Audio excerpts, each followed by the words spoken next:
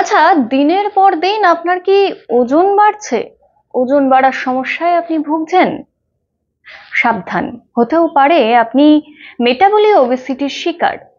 কি এই metabolic obesity? অতিরিক্ত জাঙ্ক ফুড, খিদে না হওয়া অথবা অনিয়ম খাওয়া দাওয়া, এই সব কিছু মিলিয়ে আপনার ওজন বাড়ছে। তাই অবশ্যই মেটাবলিক ওবেসিটি আছে কিনা সেটা একবার চেক করতে কিন্তু অবশ্যই ভুলবেন না। বিশেষজ্ঞরা বলছে এই মেটাবলিক ওবেসিটির জন্য আপনার জীবনও কিন্তু যেতে পারে, তাই একেবারেই হালকাভাবে নেবেন না। এই দিন সল্টলেকের একটি 5 তারা হোটেল, সেখানে দেশ বিদেশের একাধিক নামি দামি ডাক্তারেরা এসেছিলেন এই মেটাবলিক ওবেসিটি সম্পর্কে সাধারণ মানুষের কাছে বার্তা পৌঁছানোর জন্য। কি বললেন তারা, শুনে নিন। আমি ডক্টর কৌশিক সাহা। আমি professor and head of the department, KPC medical college. আমরা অ্যাজ এ অর্গানাইজিং টিম আমরা অনেকদিন ধরেই ভেবেছিলাম যে আমরা একটা মেটাবলিক সিম্পোজিয়াম করব। কেন কেন এখন যদি আপনারা দেখেন, যদি চারদিকে যে আমাদের অবস্থা, আমরা always concern about the specific diseases like diabetes, hypertension, cardiovascular disease, or something else like respiratory disease, asthma, or stroke. But we are not concerning about the obesity. কেন? তার কারণ ওবেসিটি নিয়ে আমরা খুব বেশি কথা বলি না, কেননা এভরি ডিজিজ, দেখুন আপনার যদি এখন ডায়াবেটিস থাকে, আপনার যদি হাইপারটেনশন থাকে, তাহলে তার সাথে ওবেসিটি আছে।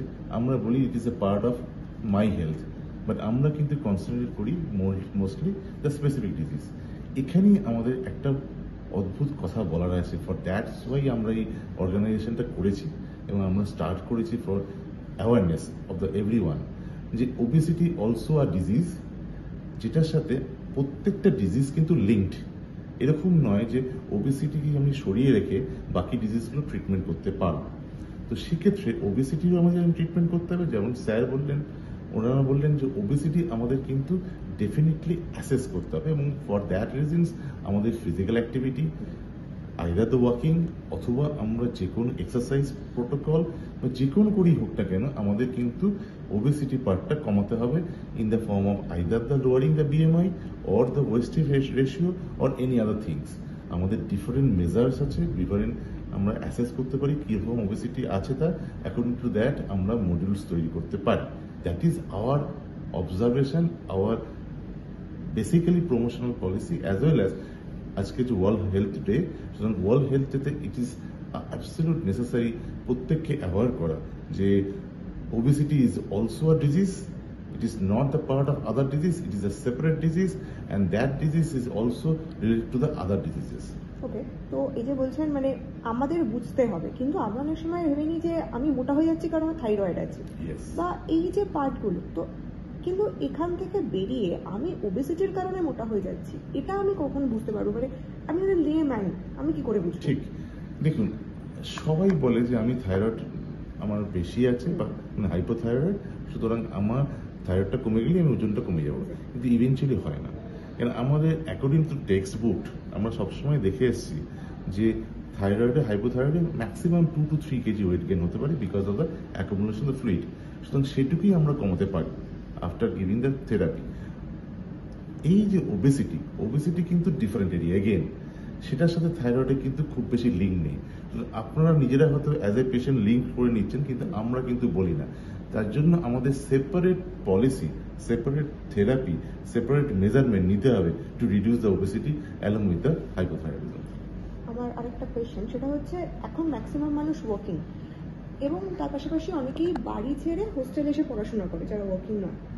তাদের কাছে এই যে হেলদি ফুড যেটা আমরা বলি, এই হেলদি ফুডটা হয়তো পৌঁছানো খুব ডিফিকাল্ট হয়ে পড়ে, তো তাদের জন্য কি প্রেসক্রাইব করবেন? দেখুন, এখনকার দিনে তো আগের মতো যে অফিস গোয়ার্স সকাল 10টা থেকে 5টা পর্যন্ত কাজ করে সন্ধ্যেবেলা বাড়িতে বসে থাকবে, এরকম তো লোকজন পাওয়া যাবে না। Because world has been change like anything. From সকাল থেকে রাত্রি 12টা পর্যন্ত সবাই এখন কাজ করছে, ডিফারেন্ট ওয়ার্ল্ড, ডিফারেন্ট এরিয়াস। তো আপনাকে ভাবতে হবে যে আপনার রিসোর্স মেটেরিয়ালটা কি, আপনি কি কি খেতে পারেন আর কোথায় কোথায় পেতে পারেন। সুতরাং প্রত্যেকের ডায়েট প্ল্যান যেটা আমরা করি সেটা কিন্তু একই রকম হতে পারে না।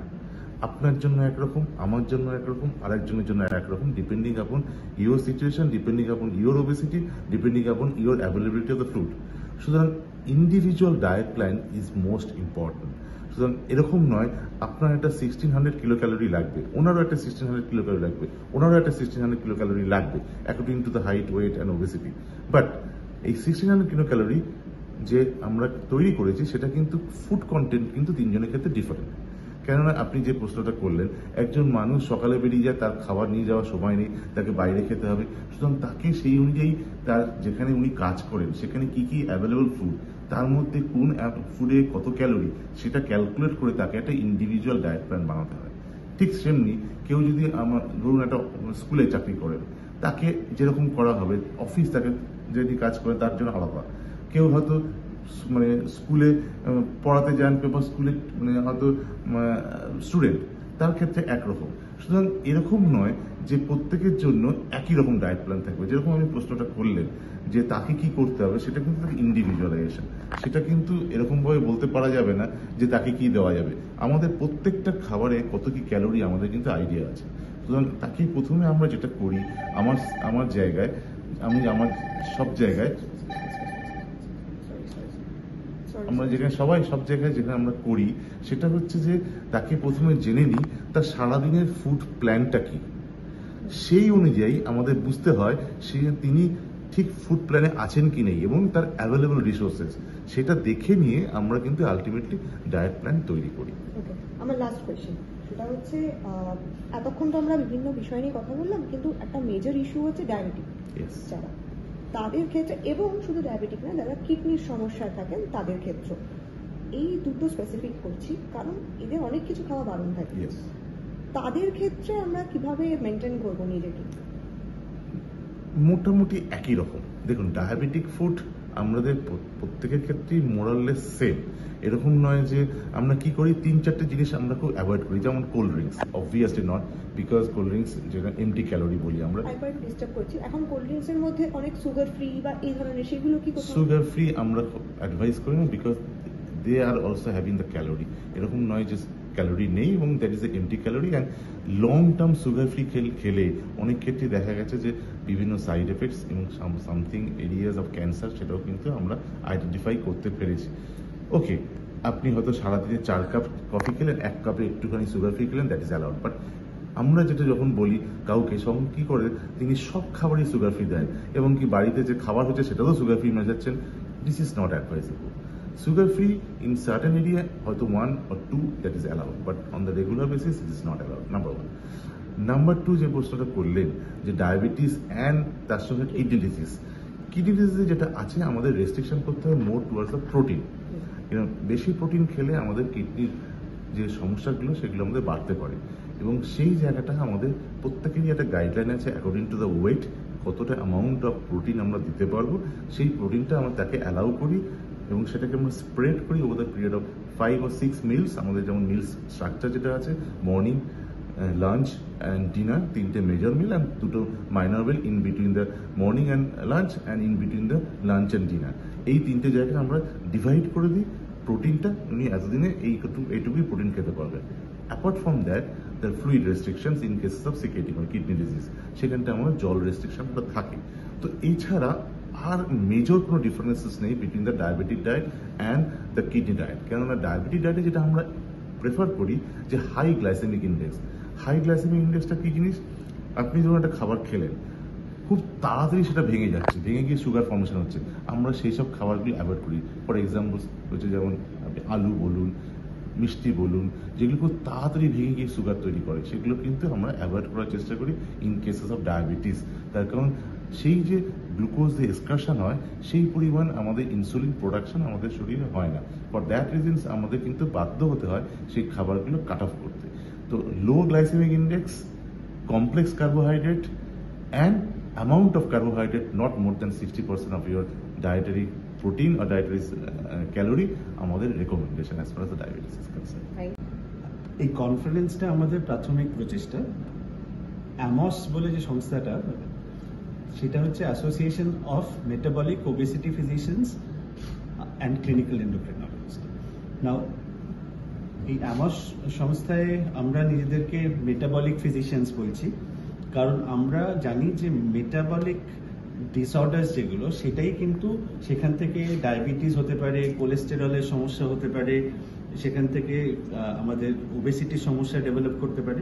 সুতরাং আমরা যদি ওজনটাকে টার্গেট করি, মোস্ট অফ দ্য টাইমস আমরা দেখি যে অন্য যে জিনিসগুলো সেগুলোকে আমরা প্রতিরোধ করতে পারি। এবার আমরা পৌঁছবো কি করে, এটা আমাদের প্রাথমিক প্রচেষ্টা।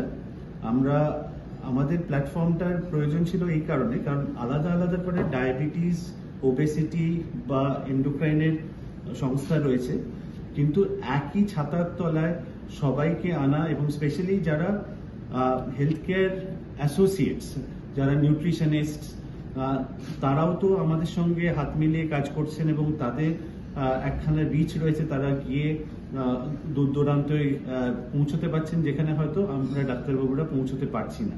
সুতরাং তাদেরকে আমরা সঙ্গে নিয়ে কাজ করতে চাই, আর তার সাথে রয়েছেন আপনারা, মিডিয়ার থ্রু দিয়ে আমরা পৌঁছতে চাই।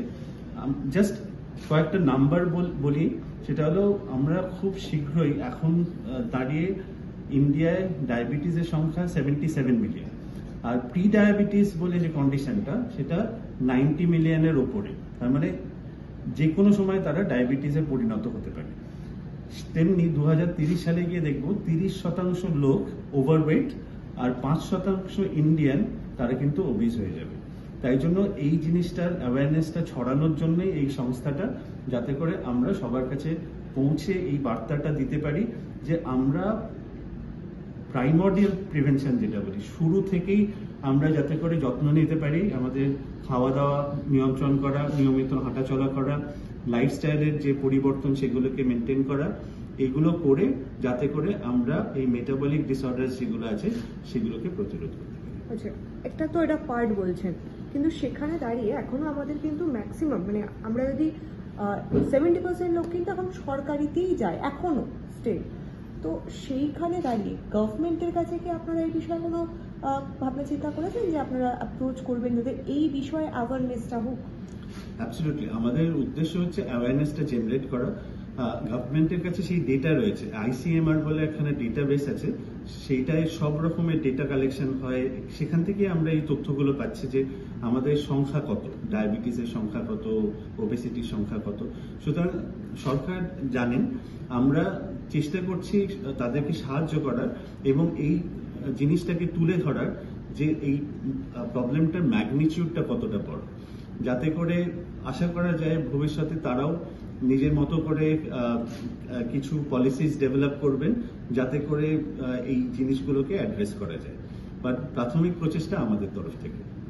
আপনার নামটা একটু বলে দেবেন? আমি ডাক্তার সুপ্রতীক ভট্টাচার্য, আমরা মেটাবলিক ফিজিশিয়ানস।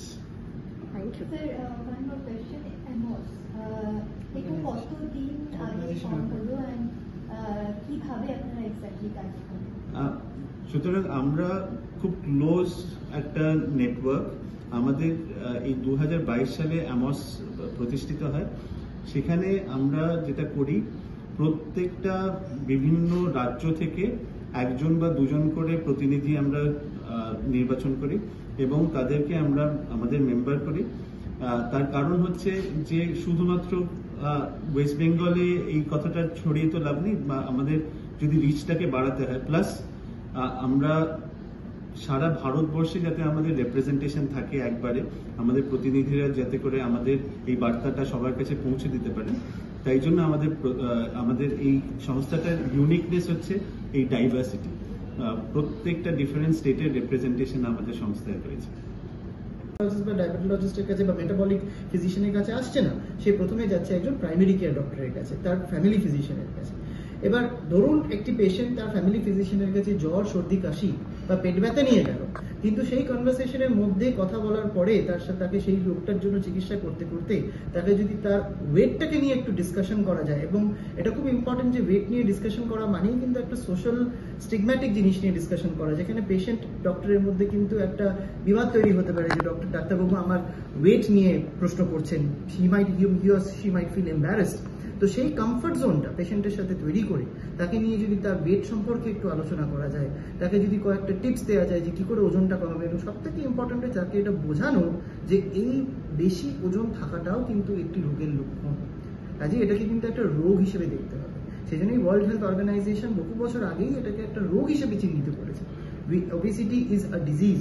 কাজে আমাদের প্রাইমারি কেয়ার ফিজিশিয়ানস, আমাদের অ্যালাইড হেলথ কেয়ার প্রোভাইডার্স, আমাদের নিউট্রিশনিস্ট বন্ধুরা যারা রয়েছে, আমাদেরকে তাদের কাছে এই বার্তাটা পৌঁছে দিতে হবে যে রোগীদের সঙ্গে যখন কথা বলছি তখন তাদেরকে তাদের ওয়েট নিয়ে আমরা একটু আলোচনা করি, অবভিয়াসলি তাদের সাথে একটা কমফর্ট জোন তৈরি করার পর তারপরে সেই ওয়েট নিয়ে আমরা কিভাবে সেটাকে অ্যাড্রেস করব। এখন ওবেসিটির নানা রকমের ট্রিটমেন্ট রয়েছে, খাওয়া দাওয়ার মাধ্যমে কন্ট্রোল করা, এক্সারসাইজের মাধ্যমে কন্ট্রোল করা, আমাদের হাতে কিছু ওষুধও আছেন এবং কিছু বেরিয়াট্রিক সার্জারি এবং নানা রকম বেলুন প্রসিডিওর্স রয়েছেন যেটা দিয়ে যাদের অতিমাত্রায় ওয়েট আছে সেগুলোকে অ্যাড্রেস করা যায়। সো এটা একটা কন্টিনিউয়াস প্রসেস। আর একটা জিনিস যেটা ওবেসিটি সম্পর্কে আমাদের বুঝতে হবে, it is a chronic disease, এটা দীর্ঘদিনের ডিজিজ, এটা একদিনের মতো জ্বর সর্দি কাশির মতো রোগ নয়। তাহলে আজকে ডায়াবেটিস হলে যেরকম সারা জীবন ট্রিটমেন্ট করে যেতে হবে, হার্টের প্রবলেম থাকলে যেমন নিয়মিত ডাক্তারের কাছে যেতে হবে, প্রেশার থাকলে যেমন নিয়মিত ডাক্তারের কাছে যেতে হবে, ওয়েট কন্টেন্টটাকেও কিন্তু আমাদেরকে কন্টিনিউয়াস একটা ট্রিটমেন্ট প্রসেসের মধ্যে রাখতে হবে। আমি আরেকবার একটা কোয়েশ্চেন করছি, সেটা হচ্ছে যেটা বলছেন যে ট্রিটমেন্ট করতে হবে, আমাদের অ্যাওয়ারনেস করতে হবে। যদি আমি ধরুন করলাম না, মানে আমি বললাম যে আমার মানে যেটা আমরা অনেক স্টিগমায় থাকি যে আমার ফিগার নিয়ে আমি খুশি, মোটা হই রোগা হই ডাজন্ট ম্যাটার, এই যে ট্রিটমেন্টটা করলাম না, এটার একদম ফাইনাল মানে চূড়ান্ত আমরা কি দেখতে পারি, মানে কি হতে পারে এই রোগটা থেকে চূড়ান্ত? দেখুন, ওবেসিটি নিয়ে যদি 40-35 বা 40 একটি মানুষ পেরোয় তাহলেই কিন্তু তার শরীরে কিন্তু নানা রকম রোগের উপসর্গগুলো দেখা দেবে। প্রাথমিকভাবে কিন্তু ডায়াবেটিস, হাই ব্লাড প্রেশার, কোলেস্ট্রলের প্রবলেম, ফ্যাটি লিভারের প্রবলেম তো আসবেই, কিন্তু তার সাথে সাথে তার কিন্তু হার্ট ডিজিজের রিস্ক অনেক বেড়ে যাবে এবং নানা রকম জটিলতা দেখা দেবে। এবার আরেকটু যদি বয়স বাড়ে, শরীরে যদি ওজন বেশি থাকে, তাহলে কিন্তু তার বোন হেলথের উপর একটা ইম্প্যাক্ট পড়বে। বিশেষ করে মহিলাদের ক্ষেত্রে যখন সে ওয়েট গেইন করছে, বিশেষ করে মেনোপজের পর, কারণ মেনোপজের আগে যে হরমোনসগুলো শরীরে থাকে সেগুলো হচ্ছে প্রোটেক্টিভ হরমোনস, মেনোপজের পরে হরমোনসগুলো কিন্তু অবেসোজেনিক হরমোনস হয়ে যায়, মানে তাহলে সেটা ওয়েটকে আরো বেশি বাড়িয়ে দেয়। তাহলে মেনোপজের পরে যে ওয়েট গেইনটা হয় সেটা একদিকে কিন্তু পেশেন্টের হার্টের উপর যেরকম ক্ষতি করছে, তার বোন হেলথটাকে আরো বেশি ক্ষতি করছে। তার ফলে অস্টিওআর্থারাইটিস, স্পন্ডাইলোসিস, অস্টিওপোরোসিস এই রোগগুলোরও কিন্তু রিস্ক ফ্যাক্টরস অনেক বেড়ে যায় এবং ইভেনচুয়ালি দেখা যায় যে 50-55 বছর বয়সের পর তার কিন্তু কোয়ালিটি অফ লাইফটা আস্তে আস্তে খারাপ হয়ে যাবে এবং এই সব রোগের সূত্রপাতে কিন্তু রয়েছে তার বডি ওয়েট ওবেসিটি। আচ্ছা, আমার লাস্ট কোয়েশ্চন সেটা হচ্ছে ছেলে এবং মেয়ে, আপনারা দীর্ঘদিন ধরে এই নিয়ে কাজ করছেন, ট্রিটমেন্ট করছেন, কাদের মধ্যে দেখতে পাচ্ছেন ওবেসিটির মানে রেটটা বেশি হচ্ছে? উভয় জেন্ডারের মধ্যে আমরা দেখতে পাচ্ছি। এখনকার কারেন্ট স্ট্যাটিস্টিক্স ওয়াইজ যদি আপনি দেখেন, ছেলেদের মধ্যে অবভিয়াসলি একটু বেশি মহিলাদের থেকে। মহিলাদের মধ্যে আমরা দেখতে পাই আফটার মেনোপজ ওবেসিটি হওয়ার এটা বেশি থাকে because of the hormonal changes, কিন্তু ওভারঅল স্ট্যাটিস্টিক্যাল ওয়াইজ আপনি যদি দেখেন, the prevalence is almost same in both males and females across the globe. আমি doctor Mahua Sikdar, consultant diabetologist এবং metabolic physician, practicing in Apollo New Town Sugar Clinic, and also I have a clinic, specialized diabetes clinic in Bardhaman. Very recently our obesity, because world has been now shifted towards obesity, because obesity is the root cause of all the diseases. So it's like it is the mother disease of all the diseases, you name it, PCOD, NFLD, non-alcoholic fatty liver disease, then diabetes, hypertension, everything which actually starts from obesity. So that's why if we have to protect our patients, we have to prevent the complications related to diabetes and other metabolic disease, we have to find it out the problem of obesity first. So that is why this is our organization, and I am interested in obesity prevention also. That is why we have created this group. I am a member of AMOS, and we started long back, but this is our first conference all over India. This is a national conference, and I am very happy to be here in a part of this AMOS.